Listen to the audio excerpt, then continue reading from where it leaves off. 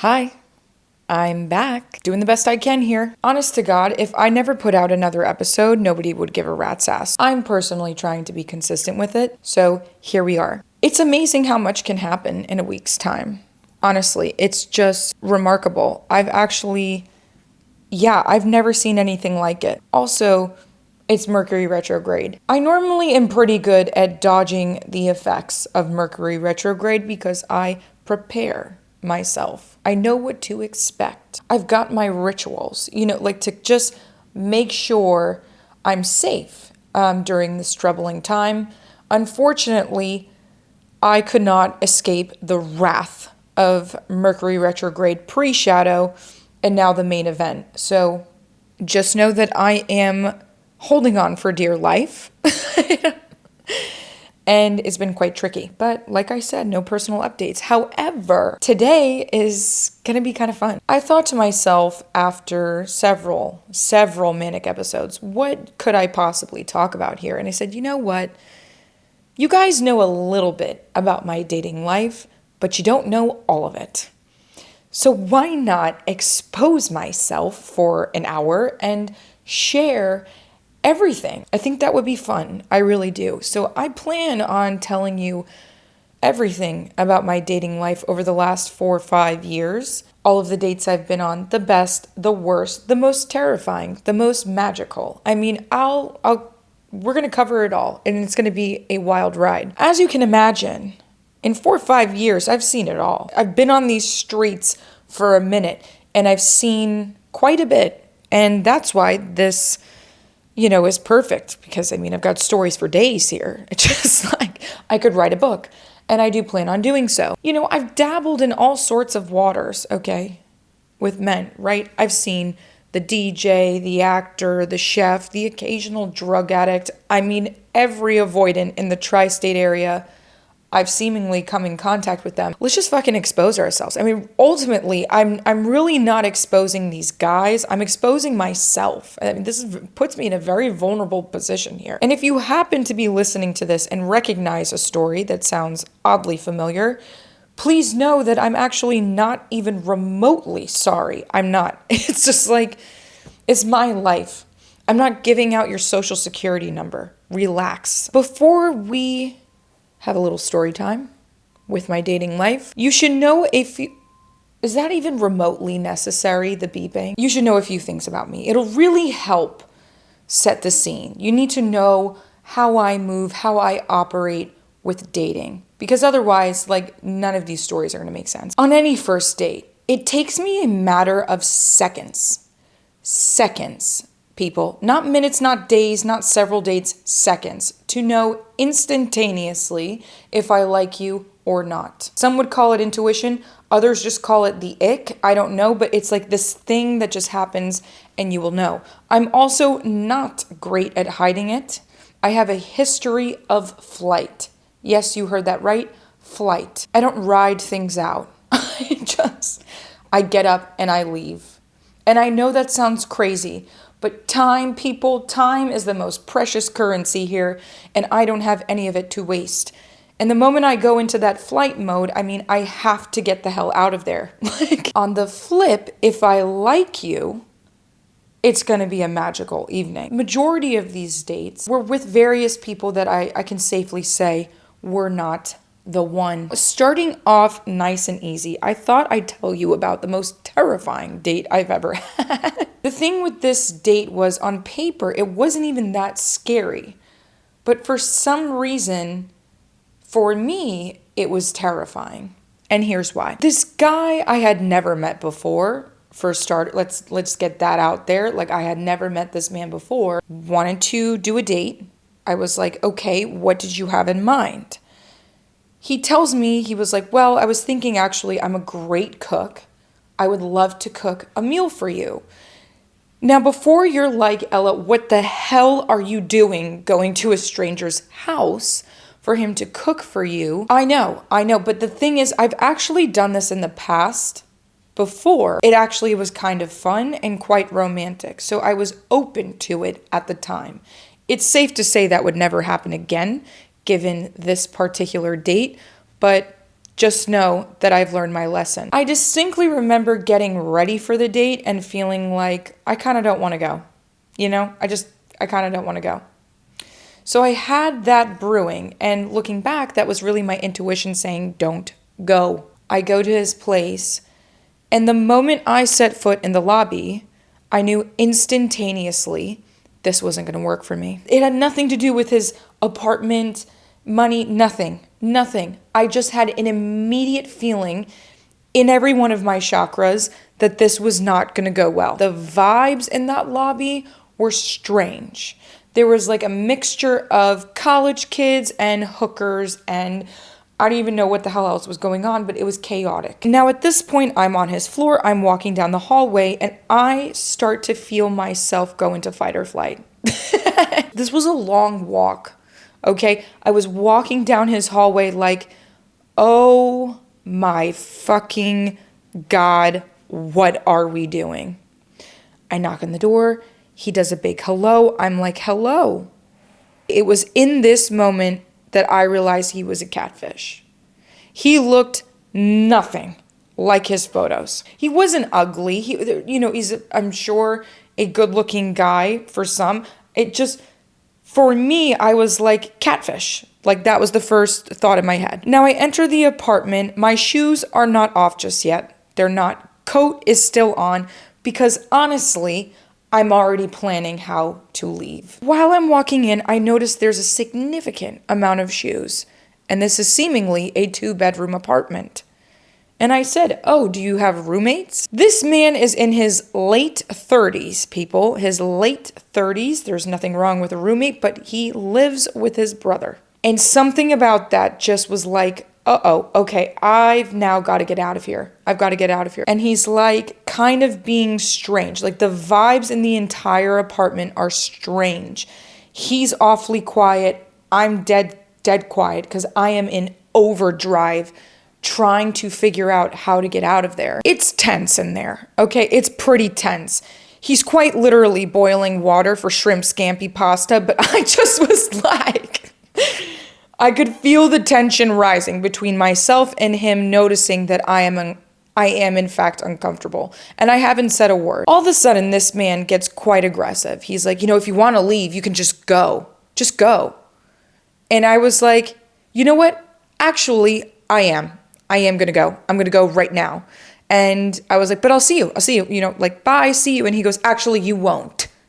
I was like, okay. I beam it out of there. No hugs, goodbye. I'm out. I'm running down the hallway. I do a tuck and roll into the car, and I'm out of there. Between him being a catfish and snapping on me and the roommate situation, I was uncomfy. It was bad. You should never go to a man's house on the first date. Just don't. I could go on for an hour about the weirdest dates I've had because honestly, it far exceeds the successful ones. It just really comes down to what are my icks.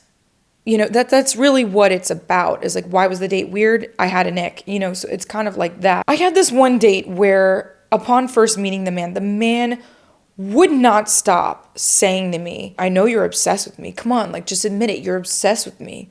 You're so in love with me. Don't fall in love with me, okay? I was like, I can pretty much promise you, I actually feel the opposite, sir.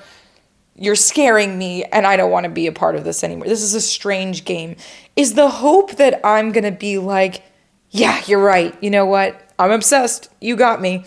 You're just so dreamy. And then I've learned over the years to just stay far away from the creative type. Just stay far away. Specifically creative directors. Like one date in particular, it lasted about 20 minutes before I also ran another scenario of where flight kicked in. We haven't even gotten to the restaurant yet. This creative director is going on and on about a concept he has for an experience.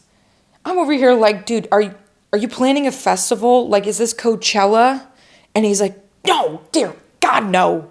It's an experience. There's going to be furry walls and it's going to transcend time and space. And I was like, all right, you know what? I told him, I said, I just remembered, I actually took an edible about an hour ago and it's actually hitting me now. And I don't feel so great. He's like, what? Oh, that's the worst. You want me to walk you back home? I was like, no, it's okay. I need to lay down immediately. What I've learned is a lot of these creatives, these creative directors, they go to Burning Man once, take far too many drugs, and then they come back thinking that their brain works different. And it does.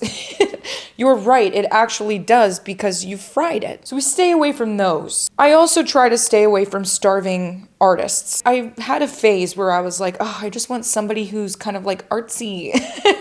Now, another catfish scenario here with this starving artist, unfortunately, but right before the date, I was like, I feel like I also don't know what you look like, and it's kind of scaring me. I said that to him outright. Now, I should have known going on a date with this man would be a bad idea because he started to describe himself as Batman.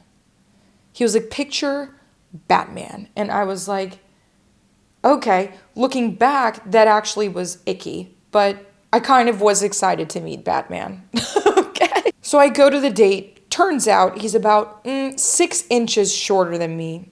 That's not going to work for me. Listen, some are okay with it. I am not. I have no shame in admitting I don't want a guy who's shorter than me. I'm sorry. It's just my one physical criteria. The only. You could be like kind of ugly for me. It's fine. But if you are shorter than me, it won't work. Now we're sitting at this bar, the restaurant, but at the bar of the restaurant, right? Whatever.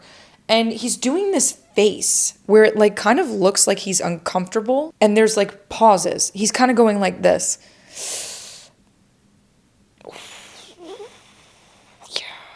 Yeah. Ooh. He was doing that. And finally I said, "Are you okay? Like, is everything okay?" And he was like, "Oh, yeah. Yeah. Ooh." And I was like, okay, this is strange. I think it was like a nervous tick because eventually it stopped. And he was really working himself up to be a super successful artist. We're in Greenpoint, by the way. After the date, he gets the grand idea. He's like, come on, let's go on a walk to the water. I was like, okay, but then I'm calling my Uber. So I let him know right then and there when the date was going to end. At this point in time, I did have a vape on my person. Don't shame me. I don't care. We're walking. He notices the vape. He starts ripping into me about the vape. I believe the words he used were, "Get that cancer stick out of here." But almost instantaneously, the man started wrestling me WWE style for the vape. I was in a headlock at one point. And I was like, dude, for fuck's sake, like just ask for the vape.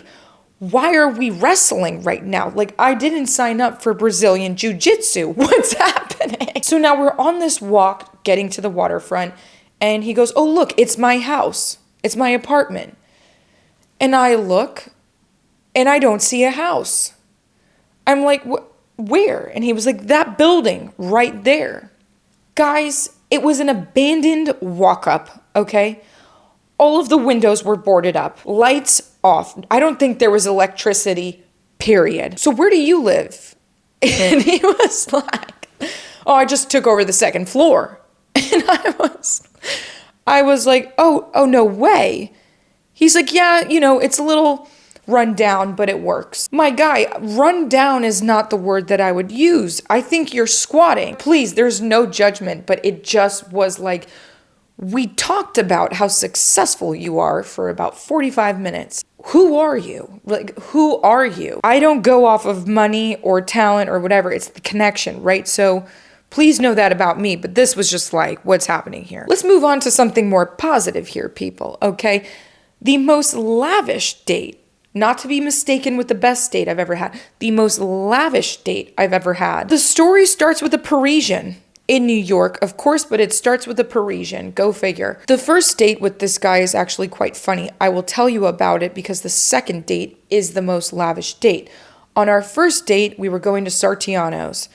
And if you know Sartiano's, you know that you have to walk down these stairs. Shockingly, I arrived first. I am try to be punctual, not always the case. And I prefer to actually arrive after the man so that I'm not sat there at the bar waiting for some guy to just like, Ella? You're like, what the fuck? So I see him walking down the staircase, but I also see simultaneously a group of men and women walking up the stairs, leaving the place. So he comes over, like with his jaw on the floor, and he goes, Ella, are you famous?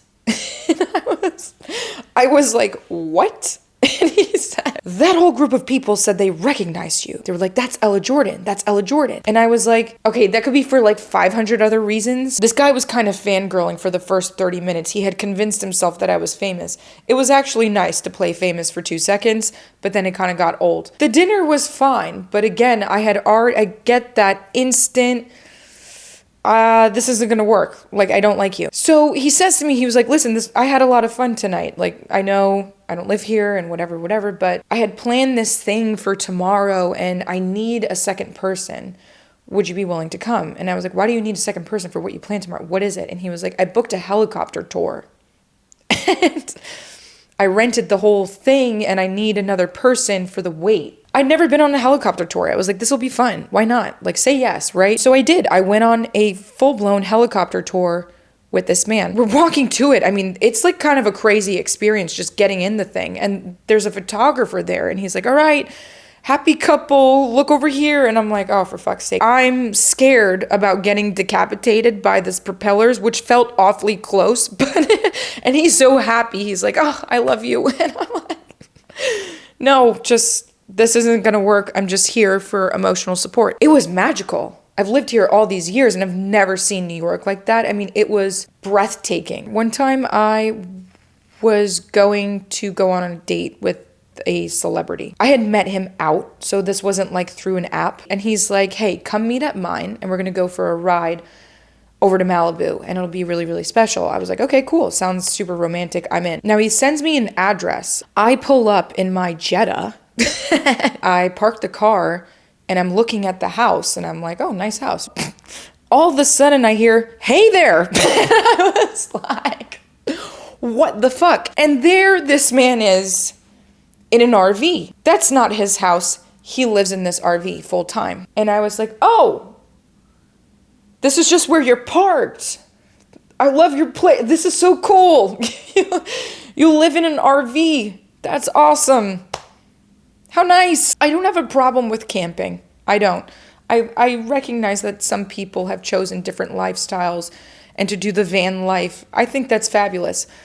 This RV though, it was, picture like a really rundown brown RV with an insanely dirty sink and like shit everywhere. I just was like, what's happening? Have you not booked a roll in a minute? What's going on? We went to Malibu. It was kind of hard to ditch that one. We did the goddamn thing. We went to Malibu. It was a fun time, but like, I don't know. He was kind of crazy. Like, I think he needs to like spend some time outside the RV. Now I have to throw in a Parisian date because it was by far the most romantic date I had ever been on in my life. And it was a two-parter, okay? It was a two-parter. I had never kissed the guy. I had never slept with the guy, but somehow, some way, it was just the most romantic date I think you could ever physically experience. They only write about this in movies sometimes. Like, that's the caliber of romance. So the first date, like, I can't possibly spend the rest of this episode on it, but it was kind of like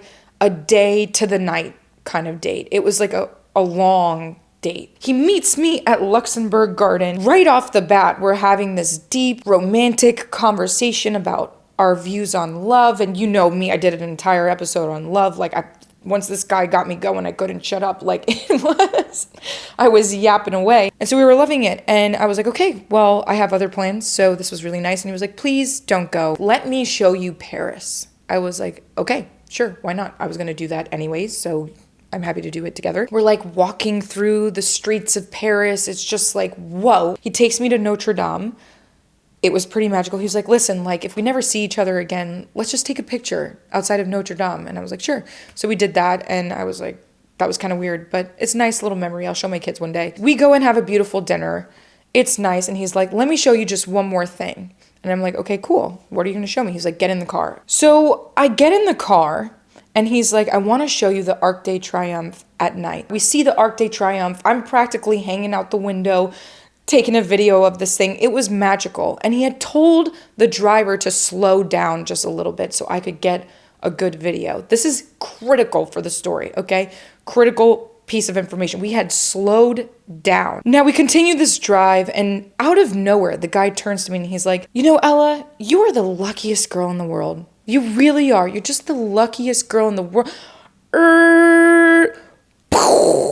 The both of us are in shock. The car immediately in front of our Uber got absolutely wrecked, T-boned on my side of the car. Thank God there was nobody in the back seat of that person's car, but it was a massive car wreck. Had we not slowed down to take this video, I would have died. I mean it. And he says to me, he was like, does this always happen to you? Like these events where like it's just, who are you? Like how did your luck, like he's convinced himself, I don't know, that I'm like Ella the Oracle. I don't know. It was crazy, the things that were happening to me in Paris. Fast forward, second date with this guy, the second time I was in Paris. He knows that like I'm not interested at this point, but he's happy to like meet up and hang out and be a friend. He takes me to a jazz club because I was like, I really want to go to a jazz club in Paris. I love jazz. We had a fabulous dinner before. He found this place that has the best tiramisu in Paris. It's like no one knows about this restaurant.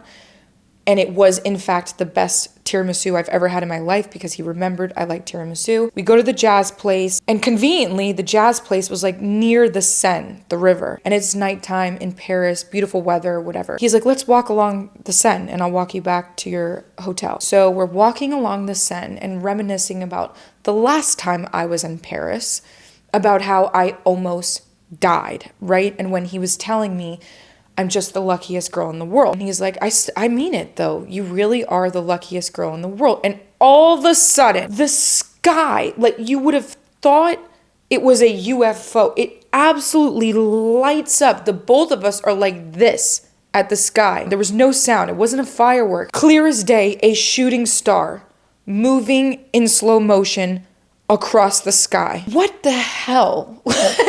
He's like, I hope you know it doesn't get more romantic than this. We just went to a jazz club. We're walking along the Seine. We see a shooting star. He's like, why don't you, like, can I just propose to you? And I'm emotionally unavailable. Again, I wouldn't even kiss this guy. Once I've convinced myself that no, I feel it. I'm just like, no, at least I'm not going to waste his time, right? I don't like do the whole, like, I'll just sleep around for fun thing. Every once in a while, it depends, like, I will say, the best dates I've ever had have never been about how good the food was or how fancy the restaurant was, how clever and well thought out and planned and constructed and whatever this date was. That was never the best date. The best dates I've had are actually with one particular person. And I think it's the person. We didn't go to a nice restaurant. We didn't do that at all. We'd either be dancing, singing, laughing until our abs hurt. Like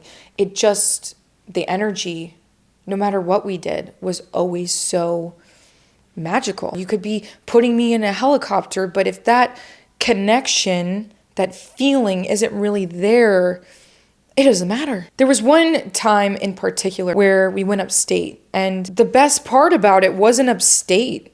It was actually being in the car with him. And we were in the car for, oh my God, maybe 12 hours. And I'm not exaggerating. Like it was an insane day of driving. I remember like being in the car and seeing all the leaves like turning colors, and it was just this gorgeous sunny day. And as he's talking and just like telling me about his life and his views and beliefs, I remember kind of like looking at him as he was driving. I kind of felt like I was falling in love. I know that sounds crazy, and I bring this up not to like, you know, be simping over here over this guy who, yeah, different story. I bring it up to say that I feel like in dating, we obsess over like the guy having to plan like this lavish thing for us. And really, like, it just doesn't matter. Because at the end of the day, like, sure, you could have had the best lobster ravioli of your life, but like, does the guy make you happy? Do you feel a connection? You won't really know because you're so caught up in these like crazy fancy dates that are super superficial. They're fake. It's just like whatever. Actually, instead of going to these restaurants or planning fancy things, just like put yourself in an environment with this person where it's going to force you to get to know them on a deeper level, where there's no fancy menu in front of you. You're not choking on truffle pasta. You actually have to get to know this person deep. Go on a walk with the person. That's someone who has kind of floated in and out and in and out of my life. But yeah, it's like an undeniable connection. And that sucks. You know what? Fine. Fuck it. Let's talk about it. It actually kind of sucks to experience that, where it's not limerence, it's not lust, it's like a genuine, authentic, magical connection. You have these moments with a person where you're just like, holy fuck, I want to feel like this every day for the rest of my life. And I'm sure a lot of us feel this way, like where we have something special and then we go on these other dates and it's just like, fuck, you want to feel the way you felt with this other person. And believe me, I know lust. I've been in that boat too. On a first date where I'm like, holy wozers, like I just want you to like ruin my life. And that is the sad reality of life, people. Nothing you can do about it. Maybe somebody else will come along and be just as special. Who knows? Okay, anyways, now that I've like super exposed myself, that's all I've got. I hope this was entertaining. I really do. I love to tell stories. I love listening to stories, but I love telling stories. I feel like I've got a lot of good stories. If you want to hear all my crazy LA stories, happy to do it. I think this was a nice change from all the woo-woo stuff, you know, how to manifest, how to do whatever. Comment down below what you thought. I don't know. And make sure you check out the Psycho and Psychic TikTok, because I am posting celebrity tarot readings on there and they have been kind of blowing up. So that's nice to see. As always, I love you guys so much. Stay safe out there. Don't do anything crazy or unhinged. Don't text your ex. Don't do it. Bye.